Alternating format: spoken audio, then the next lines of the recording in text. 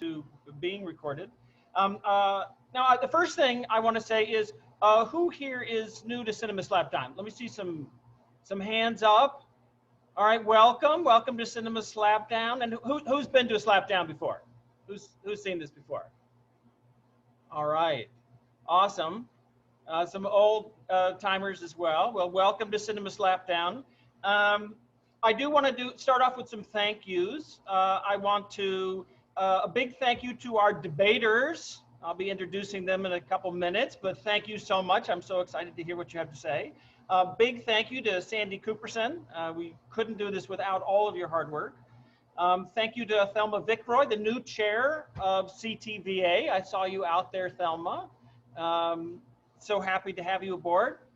Thank you to Kevin Kantorsky, to Elise Nina, to Nissan Wasfi, to the student graphic designer, Giovanna Martin, who made the great looking graphic that we're using for this event. I want to thank the orientation leaders, especially Ora Damelin and the RAs, and the co-sponsor departments and staff, the new student programs, Raja Vardo, and from Residence Life, Ron Jovi Ramirez, and the Engage team. So thank you to all of the people who made this happen. It takes a village, so thank you everybody. So here in round 85, we're here to debate The Old Guard, directed by Gina Prince Bythewood. And I would like to point out, she is the first Black woman to ever direct a big budget star-driven action movie, which is huge. That's an enormous accomplishment. So, you know, we're going to talk about the film. This is at its core, this is a science fiction action movie. It certainly takes familiar beats that we're used to in science fiction action movies. But I think one of the things that's remarkable about it is its exploration of deeper themes.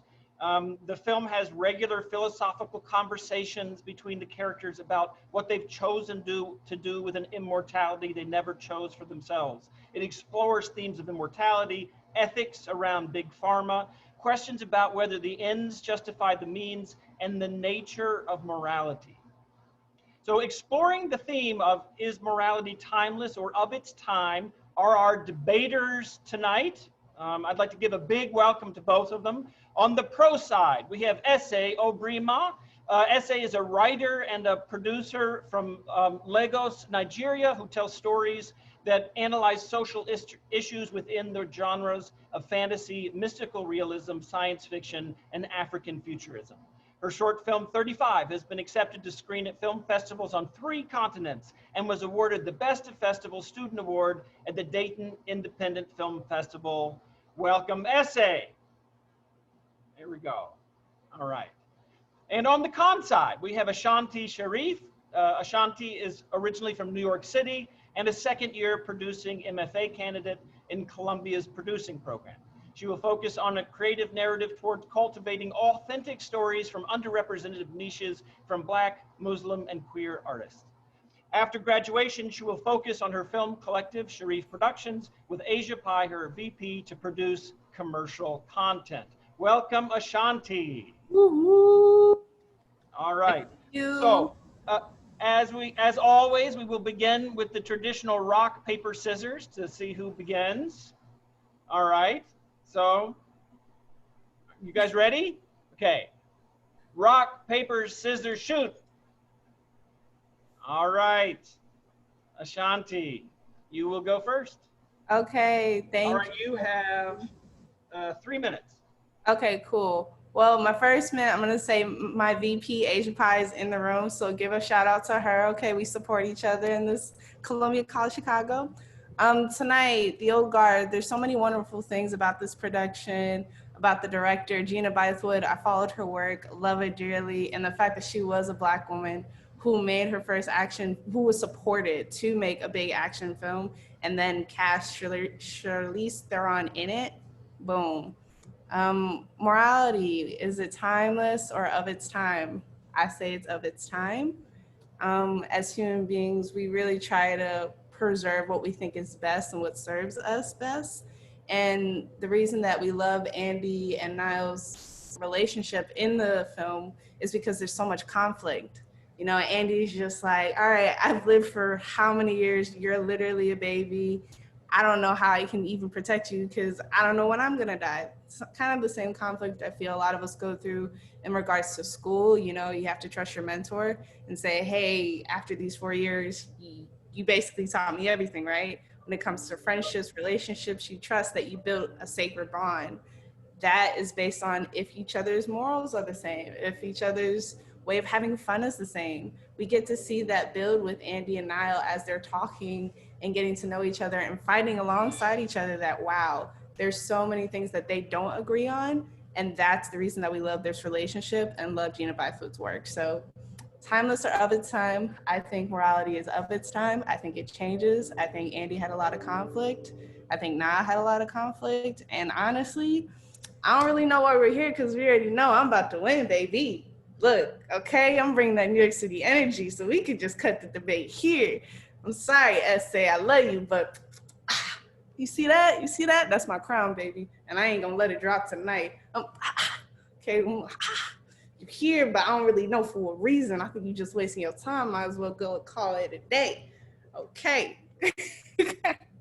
Seriously though, guys, seriously, timeless or of its time. I say it's of its time. Let me know in the comments down below what you think. If you want to fight me in the ring, join me in the ring, baby. You ain't gonna make it, okay? You ain't gonna make it, you know? Honestly, guys, I think we have so much learned, so much to talk about. I really want to hear what you guys are saying. I want to know who's against me. I want to know who's with me. I want to know what you thought about the script, about the show, about the fact that we're in this time creatively where there's so many Black women who are trying to push out content, and now it's like, oh, they can be heard. Boom. And we're at Columbia College Chicago. It's totally artistic, totally in a city, totally in a time where we're pushing new stories. So honestly, now, right, and that's time. Well, no, it's not time. You know why? You got the rest of the night to hear me talk. All right. Go ahead. All right, Essay, you've got 3 minutes. Okay, so Ashanti conveniently skipped over the fact that the question of whether morality is timeless is directly addressed in the film when Niall asks the team, are you the good guys or the bad guys? And Joe says, it depends on the century. Joe's sentiment is essentially a reflection of the fact that the team, because they live so long, is able to reflect on the fact that they have made wrong decisions in their lifetimes. But what's really interesting about that whole interaction is what Nikki adds. Nikki says, we fight for what we believe is right. Believe is the key word there. Believing something is right simply does not make it so. This conversation is pretty much indicative of the fact that morals do not change, people do. And Joe and Nikki's statements prove that upon reflection, the team can acknowledge that they may have sometimes acted based on their own sensibilities and not what was right, what they knew was right. And the reflection of the team also obviously has to do with the fact that they are immortal. They can see the long-term impact of their actions. For us mere mortals, our inability to know what the consequences of our actions will be can often seem like an indication that yes, morality is a function of the time and the circumstances under which a decision is made. But I would argue that a moral decision is a moral decision regardless of the outcome. I mean, look at the team when they decide to go rescue the Somali girls. That has negative consequences for them, but that doesn't mean that their decision was immoral. Think about the scene where Andy goes to the clerk to get her wound fixed and the clerk decides to help her. Andy could have turned out to be a violent criminal, but the clerk helping Andy wouldn't have made the clerk helping Andy an immoral decision. All this at the end of the day boils down to the fact that morality does not change, people do. And all people understand what is wrong and right. And what people perceive as standards of the time or circumstances are often just people manipulating moral standards to fit their agendas. Think about Merrick. His goal is to develop medicine that will save lives. But we have to think deeper as to whether the means he's taking to achieve those ends is moral. And I'm going to give you all a quick history lesson. Merrick's actions bear an eerie similarity to the Tuskegee Civilist Study of 1932 to 1972, in which the United States Public Health Services secretly infected 399 poor Black men with syphilis with the intention of studying the life cycle of the disease when it goes untreated. Now, what's similar between Merrick and the US Public Health Service is that they both had the common sense to carry out their experiments in secret. Now, Merrick will argue, oh, it's because of I don't want my competitors to find out this, that, whatever. It's not the first time capitalism has been used to justify crimes against humanity. That's a whole different argument for another day. But what if Merrick is actually acting in secret because he understands that his actions are immoral, even though he tells Joe and Nikki, I am morally obliged to take your genetic code. And he knows that if things like this get out, there will be public backlash. All right, so it's time. All right, so I'm going to ask some follow-up questions, but I want to let everybody in the audience know this is absolutely going to be about your guys' participation. And if you have questions or comments, start them out in the chat. And then I'll start looping you guys into the conversation. So I just want to let you all know that. So as a follow-up to what you guys are talking about, you know, one of the big themes that the film explores is the big question of, do the ends ever justify the means? And we see the film approach that from a couple different directions, right? With the medical researcher, it's essentially asking the question, is it okay to sacrifice the few to save the many? And on the case of the immortals, there we see the film asking the question, is it okay to sacrifice the many to save the few, right? They go in to save two of their friends, and how many dead bodies do they leave behind them when they go into the medical place at the end, right? So that these are questions that are asked regularly, and the sort of moral consequences of them are being asked. So S.A. already brought up the sort of the connections to the Tuskegee syphilis study. It also reminds us of, for example, the use of Henrietta Lacks's cells, the use of medical research from Nazi experiments. Do the benefits of using the beneficial end results of something that was done immorally outweigh the origins of that thing? I'll put it to you both. Right. I mean, you know, when we think about what outweighs what morally for the greater good, in the film, one of the main characters' connections to Andy is the fact that, hey, he lost his significant other to cancer, and now this person may have the cure for it. Why wouldn't you want to give that cure up? Who's to say that it's a cure? Who's to say that that person is the right person to give that cure? That was one of the reasons that Brooke's character struggled so much to tell Andy the truth. And I think that sense of responsibility, that sense of morality, it goes based on your personal experience. It's not something that you can all of a sudden, fix. I know absolutely what goes right for this culture, for this time, for this era, for this group of people that I'm connected with. The reason that Andy's character struggled so much with understanding when can she do what's right and when can she do what's wrong is because she grew up in so many different eras. I mean, think of it nowadays. You try to say, for example, right? Okay, we're all practicing social distancing. We're all on the Zoom call. Amazing. You're one person who says, okay, this is causing me suffering because blah, blah, blah, blah, blah, blah, blah. Wait, are you sacrificing for individual reasons? Are you sacrificing for the greater good? I don't think that's a question or an answer that really I don't think that's a question that we have the answer to. We can only answer it for ourselves individually. And that's what Andy does the best. That's why we love watching her in the entire story. That's why we love seeing her get shot. That's why we love seeing her she rips through those guys in the beginning of the film. I mean, God, the freaking blood, the stunt coordination, one, freaking awesome to watch. Two, that's where we're like, okay, we came to see Andy go through all the decisions that she knows is self-serving, does not protect the other guys from dying. It surely isn't helping the greater good by cutting them down. However, in that moment, was she wrong? No, not necessarily. So it was her morality in that sense, in that context, timeless or of its time. It was of its time. Normally you'd say, hey, what do you think? Like in regards to the point about whether the greater good that we've witnessed from all these immoral medical practices and immoral like things in history that have maybe reaped benefits that are positive nowadays. I think by saying that that's right, we essentially validate the idea that the only way for good things to come is through the oppression of others. That someone has to suffer along the line in order for us to reap good things in the long term, and that's not necessarily true. There are obviously right now the COVID vaccine is being tested by people who willingly participating in that process. The idea that things have to be forcefully taken in order for the rest of the world to reap the benefits is absolutely false. Yeah. I see a comment from Jacob Cromwell. Do you want to address this idea. Yeah, I was just looking at that. The fact that, you know, Jacob, do you want to come up and talk? Yeah, you can. Sure. So I think a big issue, not an issue, but like with Andy, what she's struggling with is she doesn't get to see. She does things not in the movie, but in the past things, and we get to see it at the end with Chechua. I can't say his last name. Sorry, I'm gonna mispronounce it. But his character, where he talks about all the good that Andy has done.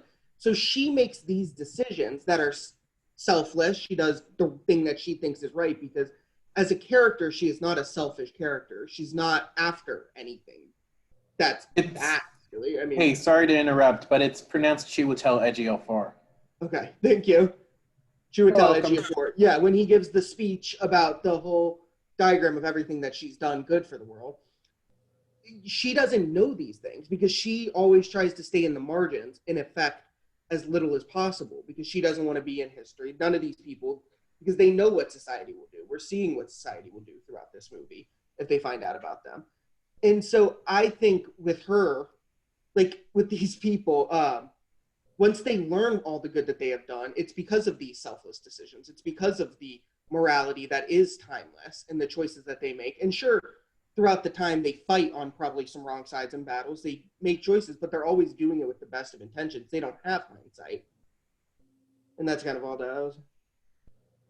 Awesome. I agree with your point, and I think in terms of like it being timeless, I think your point that you make there is that just because you do something from the goodness of your heart doesn't make it the moral thing to do, and that's why morality is timeless, and that's why the team is able to reflect and say it depends on the century, because they can look back now and say, we maybe didn't do what was right then. We did what we thought was right, but in retrospect we can see that it was in fact wrong in the long term. And I don't think that they think that they're necessarily good people or anything throughout this movie. I think in the beginning of the movie, they are people who very much, especially Andy, she very much wants to die. She very much is like kind of ready for this whole thing to be over. And then at the end of the movie, after learning about everything that she's done and everything she's positively affected, she says, like, don't discount me. I might still be alive. She's trying to find a reason to stay on because she sees what she can do. Well, one of the ways that connects up just to the time and place we're in right now is she's despairing because she's done this stuff for centuries and centuries. And from her perspective, the world keeps getting worse, right? Like that she sees, to her, it feels like this is all a waste of time. Why have I been doing this for so long? And in fact, one of the things that's interesting to me thematically in the film, and you see it absolutely as an inversion between their actions and, well, he will always be Dudley in my mind. Dudley Dursley. It's but the medical, the bioethicist, you're the bio guy. I can't remember his character. Merrick. Yeah. That for them, the idea, it's sort of saving one person saves the whole world, right? They're saving these individuals, and then they can see how over time, actually, they made the world a better place by these small acts of saving people. He's trying to do the opposite, right? He's like, if I sacrifice a few people, that will save the world, right? It's sort of an inversion in terms of what they're both trying to in their own way, right? He's a total dick, let's be honest. But at least his rhetoric is he's trying to save the world, right? And he's, some part of him thinks he is, because he's like, you're so selfish, right? Just before he gets killed, he's calling her selfish for not sacrificing herself so that he can save the world. See, and that's, I think it's self-serving because he wants to save the world and make a profit off of it. And isn't that what we're always seeing now? And, it's to the fact that, yeah, in their best interest, they are doing what's right. But that doesn't negate the fact that the people who lived in those centuries still have to live with the actions of what they did. I mean, to the best of their ability, yeah, they did what was right. They didn't mean any harm, whatever that may be. And we don't really get to see many details of their stories beyond the little clips of like, okay, here's the clipping of the newspaper and all that stuff. I mean, but that's still painting them in a good light. And remember, both of the scientists wanted to find them to get sources out of them, not necessarily to praise them for what they did or didn't do, but to just categorically break down, okay, this is where they were at. okay, great, this is how I assess this person that I'm trying to track down. So it's not like they're necessarily painting, okay, them to be these perfect or I don't know, unwaveringly characters. They're very In much a sense, they aware don't of what care. they In a sense, they don't even care, right? Like they've totally objectified them. To them, they're objects to have their DNA sucked out of them rather than as humans with who can, for example, make consent, right? Like even issues like consent, for example, is a theme that keeps coming up in different ways. You know? Yeah. That's another aspect that's really interesting. The fact that we have Niall's character who's in the military, who's Black, who's a woman, and now you have the action of consent, the idea of using them in experience when it comes to medicine, the Tuskegee experiments. You know, there's so many elements in this film that they attack in regards to what's right for the greater good. And in a sense, same thing that happened with Andy. Okay, your team could possibly cure cancer. Same thing with Niall. Hey, Black woman, okay, you're serving your country. Is this not another way of serving your country? Is that not moral in our times? You said you would die for your country. So what if you live and we just do a couple of experiments on you? And that's the thing. If it happened right back in 19, look how it's timeless again. It's repeating itself. And I think that's one of those elements of humanity that the film is really tying in, that as much as we have good intentions for each generation that comes, that doesn't stop the fact that negative outcomes can still happen out of those good intentions. Andy, for so many years, was trying to be everything for everyone, but yet in the end, did she really serve herself? Maybe that was the reason she wanted to die for so long after she lost her partner in that one time. Maybe that would have been the better time to just focus on herself. But now, is that being selfish or being selfless?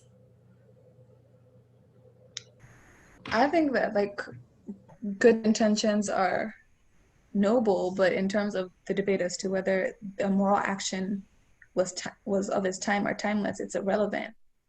And I think in regards to like the debate about the old guard going in to rescue their two friends and killing multiple people just to get that done, and Merrick wanting to experiment on 4 people just to save the whole world, both actions are immoral technically. Like both, I can argue they're doing it from a good place, but like a murder is murder, and crimes against humanity are crimes against humanity. So like regardless of like whether or not you felt like you were doing the right thing for your friend or you were doing the right thing for the world, you cannot you know deep down in your heart that what you are doing is wrong. And Merrick knows what he's doing is wrong. It's the reason that he has a secret lab. It's the reason he has a fucking army. And it's the reason why every single time he gets the opportunity, he's bringing up money. And it's the reason why the scientist, the second she sees the old guard, Nikki and Joe, the first thing that she says is she sees the Nobel Prize. That's the thing. They don't necessarily think that they're wrong. I mean, look at it. Big Pharma right now is working overtime to make a vaccine and overtime to make sure that whatever solution is privatized so that one, misinformation doesn't get out, that they can still somehow regulate it. And think about the whole point of the film was that if you were a human being, right? We live through connecting through other human beings, but let's say you live forever. Now, what does it mean to be human? What does it mean to be moral? That's this little circle that we coming back to, is that we're tied so much with each other and whatever works for that century, that so much to the fact that our morals could be so, I don't know, ever changing, ever evolving, that nothing can really be stagnant as, okay, you absolutely did that right, you absolutely did this wrong. It's just whatever works best for you in the century. Hey, I think Asia had something to... Yeah, I'd love to throw it out to some comments. Asia, you had a comment. Yeah, I think a major point that I don't know if the movie intended to do was putting the right voices as immortals. We have the LGBTQ community represented through the relationship between the two men. We have our Black woman who is serving a country that does not serve her.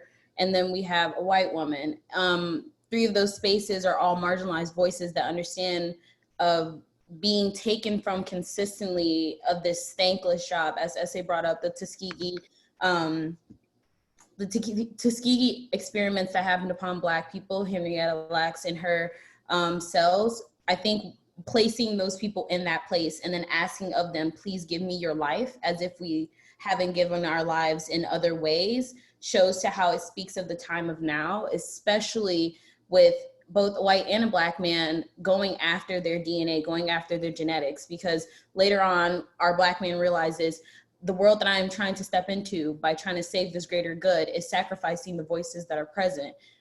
And his was more personal with his wife, but it does speak to the idea of marginalized voices having to give what we already have less to give as is, and then putting our bodies, our lives, our DNA on the line for something that does not come back to us in that same fold. So that's really great. You know, something I might sort of point out as a follow-up to that is the degree of LGBTQ themes in this film. Like, yes, absolutely. Like, it's an enormously diverse cast. They justify it, right? It doesn't feel like there's tokenism or just like, hey, we've got to have a diverse, like, it's absolutely motivated within the storytelling. But there's an enormous amount of, so obviously, you know, we have Joe and Nikki is the most sort of overt example of sort of the LGBTQ relationship in the film. But that's not the only one, right? We have Andy and Quinn in the past, which their relationship in the film is ambiguous. In the comic book, Quinn's character's name is Noriko, and they're explicitly a lesbian relationship. So it becomes a little bit more subtextual in the film, but that's absolutely the intention of those characters. And Andy is presented androgynously, right? Like, her character is very androgynous to the point of the pictures of her in the Civil War. She is dressed as a man. And Ashanti, can you move slightly to show the thing behind your head? So the axe, that's the labrys. The labrys was, it's a Greek double-headed axe. In Greek and Roman mythology, it's associated with the Amazons. And since the 1970s, lesbians have embraced it as a symbol representing lesbian feminism. There is a lesbian feminist flag that uses that as a symbol. That's not accidental. You don't accidentally have sort of the central symbol of your film a lesbian symbol. You know, that you just don't happen to accidentally fall into that, right? So it's there. And yes, it's on the surface, but it's also, there's all these other layers of where that's happening. Yeah, I don't think anything Gina did in this film was accidental. I think she was trying to say a lot and use genre as a great way to tell multiple plots at the same time and critique what's going on in cinema, in the entertainment industry, and how that leveling field is starting to clear out with her name being attached to the film, the $70 million budget, and then to attack social themes in regards to LGBTQ, women of color in the military, period. I mean, we just saw the case on a nationwide level about the soldier at the Fort base and how she was treated while serving her country. I mean, that's a hot topic right now, not only to have those stories being highlighted, validated, and recognized on a national level, but to make them human. And I think that's what the film did well and the best, is that understanding that not only are soldiers traumatized and focused on serving a nation in a country that they don't know as well, but now coming back home, like that transition from her going from military life to civilian life, that's another bucket in and of itself, not only for storytelling's sake, because those stories need to be on the big screen more and humanized more. And in addition to that, showing the duality and the commonality between, okay, you can have someone serving, in Niall's case, young Black woman trying to do her best, and then what happens when they leave the military. You know, I think the film does this really well, where there's so many times where we'll judge Black characters if they only play a thug or if they play the second runner-up. In Captain America, who's his second runner-up? It's the Black guy. If you notice in a lot of films, who's the second runner-up? It's the Black person. It's the person of color. They're always the best friend. In this film, I think they tried to level out that playing field and go, okay, she's the next generation, she's the next leader. Versus in most films where it's like, okay, person of color is going to be the next leader, but just never leads. I think this film does a really great job of passing that baton and going, okay, it's your turn. And that's what we're not seeing enough in the industry, in superhero movies and women-led films. Like, the reason I think Charlie's Angels was not so hot in the hot box is they're trying to tell stories that didn't connect with people nowadays. What we want to see now in the big screen are action heroes who don't look like what we expect them. We don't want white cis. We don't want white heterosexual. We want something that says, hey, this represents the times now. This is what we're doing now, right now. Olivia Hampton made a comment in the chat. Awesome. Olivia, do you want to talk about that? Because I do want to talk about that.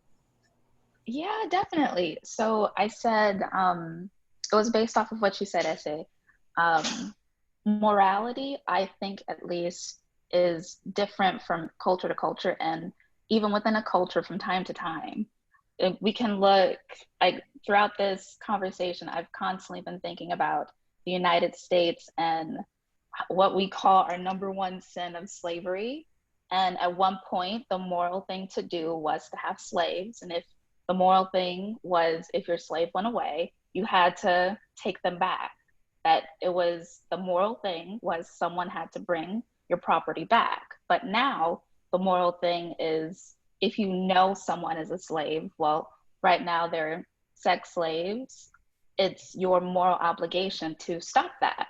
So even though we're still in America, we're still technically in the same culture, our morality has shifted. I would say I wouldn't argue that slavery was the moral thing at the time. I think it was the economically convenient social standard at the time, and there were people who were alive during that time who argued that it was wrong and were right. And like, I'm Nigerian, and so there's multiple cultures. There's literally 1,000 languages in Nigeria and people from different cultures, and we have things like female genital mutilation, and like maybe like 2 decades ago there was a community of people who were murdering twin babies every time they were born and sending the mother into an evil forest to die, essentially because they believed that twins were evil. Like 50 years ago, everybody in that community would have argued this is the right thing to do. They're evil. They're going to kill us if they're born. Now, nobody in that community would say that. And I don't think it's a case of morality changed. It was that the people did. Like, they recognized that what they were doing was wrong and has always been wrong, and adjusted their behavior based on that. So I don't think I'd argue that. I think arguing that slavery was the moral thing to do at the time. I think like saying that like you had to return someone's property, saying you have to return someone's property is the moral thing to do. Yes, if I found someone's wallet on the floor, the moral thing to do would be to like find out who they are and get it back to them. But then I think when you're addressing slavery and saying, do you have to return someone's property? The moral question underneath that moral question is, should that person be property? And that's the difficult thing that people now have to do. I think late last year, a lot of movies were starting to be banned in schools and books were starting to be banned. And the debate started that you have to, it's a product of its time. And I do agree with you that people do change, but I also think that morality changes too. That morality has to change with the people, just like technology has to change with the people, everything changes. So, you know, yeah. Tejo has a comment. Tejo, do you want to? Yeah, I agree with Olivia. Like, as I was talking about, like 1 year ago, I'm sitting in my first semester in Chicago, and if I sneezed, Ashanti would call me naive. But right now, if I sneeze, Ashanti would call me a murderer and call 911. So if I sneeze right now, is it the moral thing to do or not the thing to do? Basically, firstly, I love what like Mike said. I'd love him to like talk about it more, that morality cannot be defined because scholars have tried and people have disagreed from time to time. And so something like morality is relative, and thus we always throw out words like morality into a debate. So everybody has a fair stance, but you will never settle the person debating better would and has the better charisma would get the better votes, but it's always a level playing field to be really fair. But yeah, that's what I feel. So, but I love how both of you guys have taken advantage of the fact that it's relative and you guys have like stuck to your absolute stances. Although I do believe that both of you believe some part of each other's to be true. And I really agree with Olivia that how it is, how it changes with culture. Like coming back to sneezing, if I sneezed in my hands in India, I would be fine in non-COVID circumstances. But in America, I'd be expected to sneeze in a tissue paper. In Europe, in certain countries in Europe, not all, I'd be expected to take out my handkerchief and sneeze. Yeah, so that's about it. It's cultural, it's different from time to time. That's about it, guys. All right, thanks, Tejo. Mike C., you had some thoughts.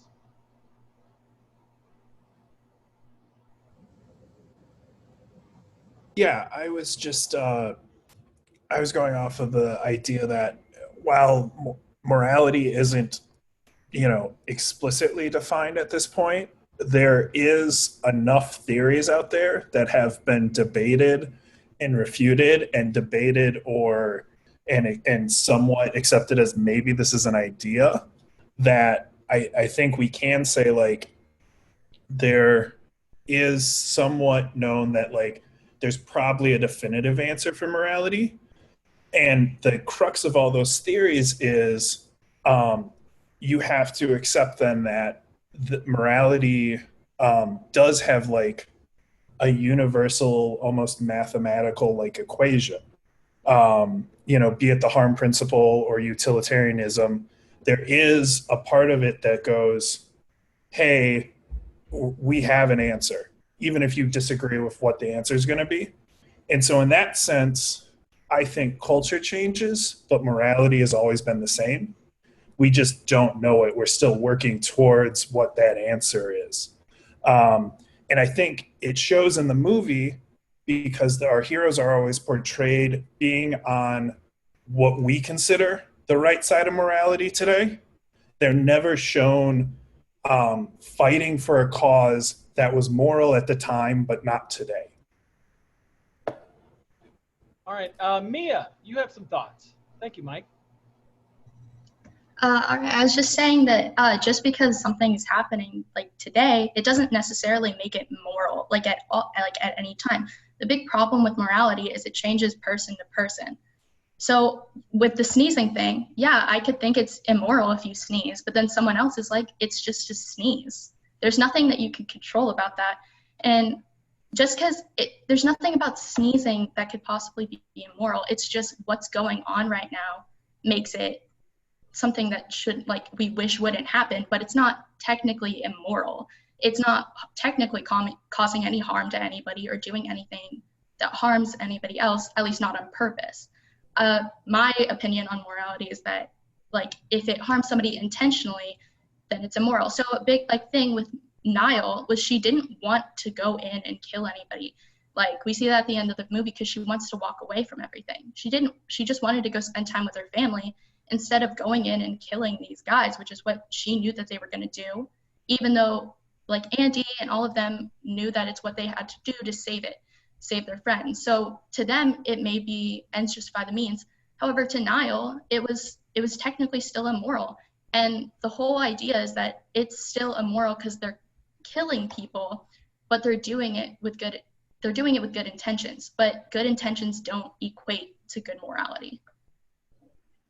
That's the complication, right? Like, in some ways, that's some of the fundamental questions that the film is trying to wrestle with, right? Like, That's definitely why I think morality is timeless, because the morals don't change. People's ideas of what is moral could change, but that doesn't mean morality in general has changed. Yeah, I think. Oh yeah, essay. Yeah, it comes down like the idea that like I definitely obviously agree that morality is timeless, but I think we're also thinking of it in such long terms about like, oh, slavery then and now and things. But like when we understand people as such like fleeting human beings who respond to whatever the circumstances are at the time. I could genuinely believe that murder is wrong today, but if someone broke into my apartment and like the only option to get out was to swing them with a bat whack them with a bat until they were dead, and murder's fine. So I think that like I would have to live with the fact that I did something that was immoral, and I may have done it with good intentions, but that doesn't make murder moral all of a sudden. It depends. It depends on who's saying it's murder and who isn't. I think that's another really interesting aspect of this film is Andy's morals are different because of how we view her as an audience. Niall's morals are different because of how we view her and how she was written. I mean, the fact that Andy is white and Niall is black, that's not coincidence. The fact that Andy's older and Niall's younger, that's not coincidence either. The fact that Andy's character has straight hair and Niall's hair is braided back in cornrows, that's not coincidence either. Those are all elements that tie into with the audience, with the characters, and communicate, hey, this is what this person's morals are. This is how the world views them. I mean, one of the reasons why Andy maybe had an easier time getting onto the military installation was, okay, yeah, she's been doing this for a long time. But maybe it's also because she's a white woman and her expectations, the way that other people view her is maybe her morals means that she should be in the space versus now who should be now getting tested because of what she thought her morals were in that moment. I think that's another aspect of the film that we really haven't touched on yet is how Andy and Niall's morals change because of how they know other people see them and what they can get away with and what they can't get away with. I don't know that that's necessarily true because now when she murders the terrorist does what she's been trained to do, but she also talks about how later that like in like now she's having nightmares about it. She realizes that they don't train her to live with it. And so she's kind of coming to the terms with the fact that that act, even though it was what she was trained to do and what was necessary, and that kind of ties into Merrick's idea that testing people to get drugs for other people is necessary, doesn't make it right, doesn't mean that it's something that you can sleep with at night. And when she does eventually go and like join her friends to murder people, it's not necessarily because she's changed her mind and decided that killing people is moral now. And she knows that because she tells Cockley to go away. She tells Ejiofor's character to go. She doesn't necessarily want to put that on him because she doesn't recognize that he's a good person. And he feels bad about the things that he's done. I'm not saying that her understanding of what she thinks is right is wrong is changed. I'm saying the way that Andy can move in the world versus the way that Niall can move in the world, that's different. And that's how other people reflect, hey, you know, I won't arrest you versus, all right, I'll turn the other way. Like, we give Andy and her team so much credit because we know that they're assassins, that they're hunters, that they can do military stuff, that they can go black ops.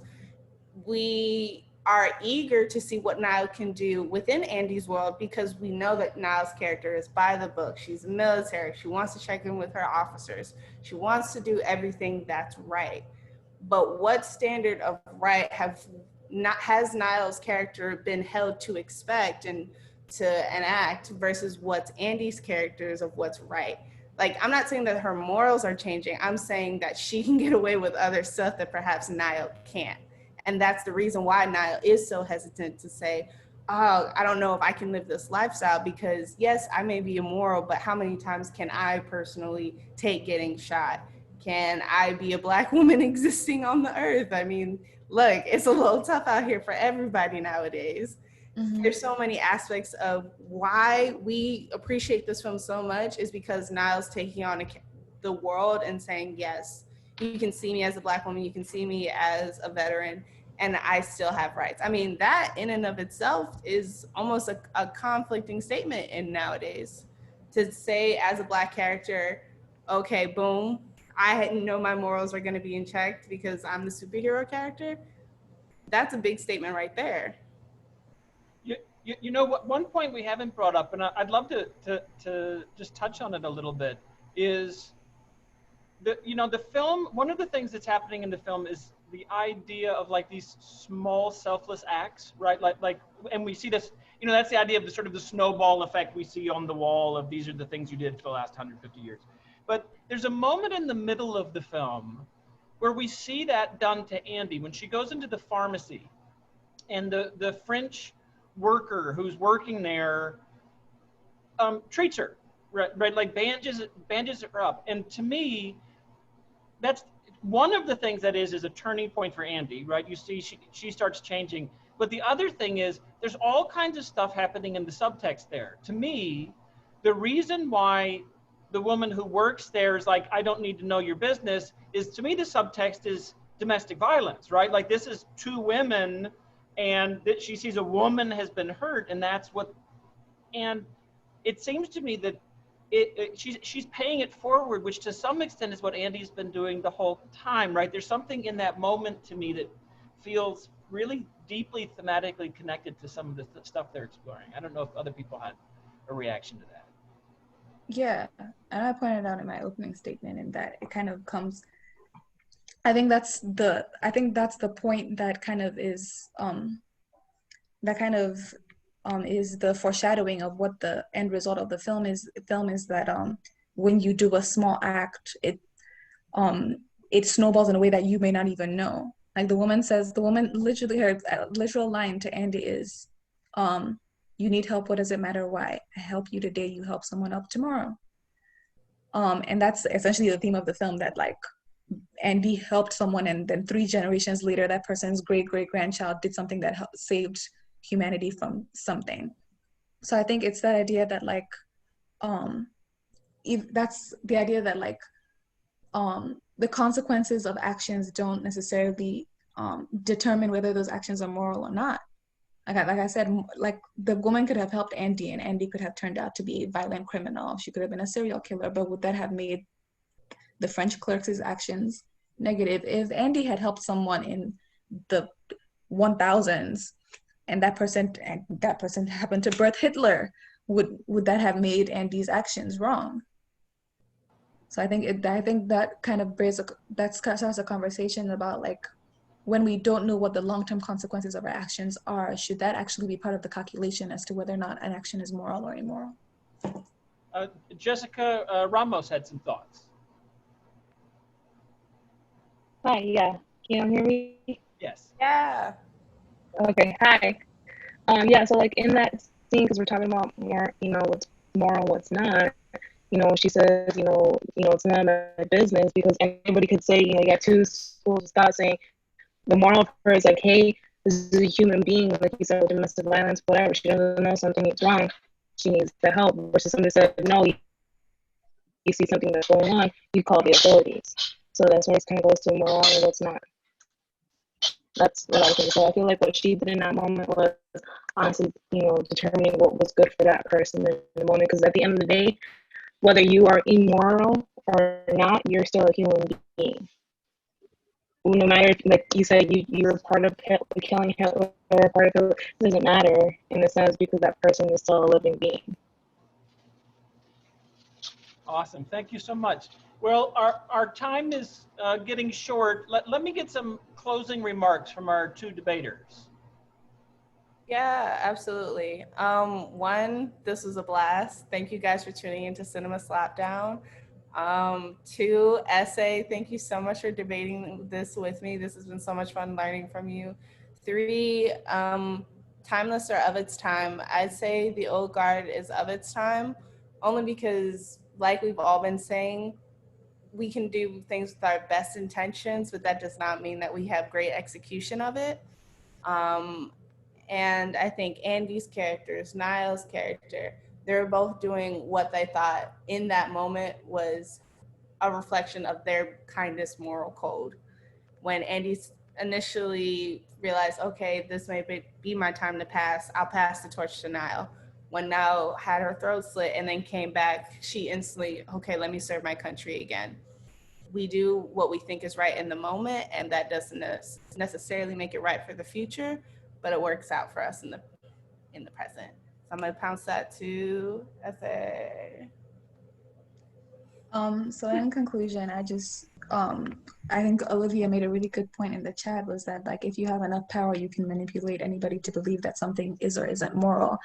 And I think that what the film kind of illustrates is that what we often perceive as moral standards of the time, are people just manipulating moral standards and public perception of those standards to essentially validate their actions. And sometimes, like we see on an individual level on the film, it's just plain old cognitive dissonance. You tell yourself something is okay because you need to believe it's okay, and so you go on and do an immoral thing. But I think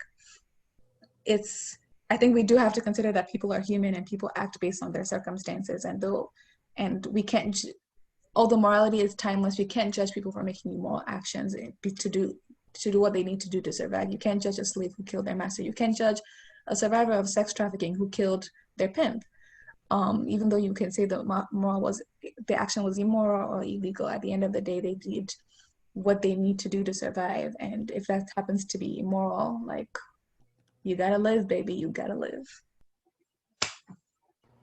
Awesome. Thank you both so much. Big round of applause for our debaters. Incredible. And a big round of applause for you. A really thoughtful, deep stuff coming from everybody. Thanks everybody for coming out. You know, this is just the first one of these for the year. We will have more. You know, for those of you who are new to Columbia, welcome to Columbia. It is so exciting to have you here. You know, have a great semester, everybody. I was gonna remind everyone that I know not everyone knows each other here. So like if there's someone that made a point in the chat that you want to connect with, you can copy and paste the chat somewhere and go find their Colum email real quick. So before we end the video, go copy and paste the chat if you want to, if that's something you're interested in. Yeah, in fact, so you can connect with folks. If you see the 3 little dots in the corner down in the chat window, that actually is a way of copying the whole chat out. All right, no, that's really great essay. Thank you.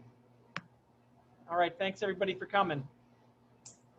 Bye guys. See you at Connections and Convocations tomorrow. Have a good night.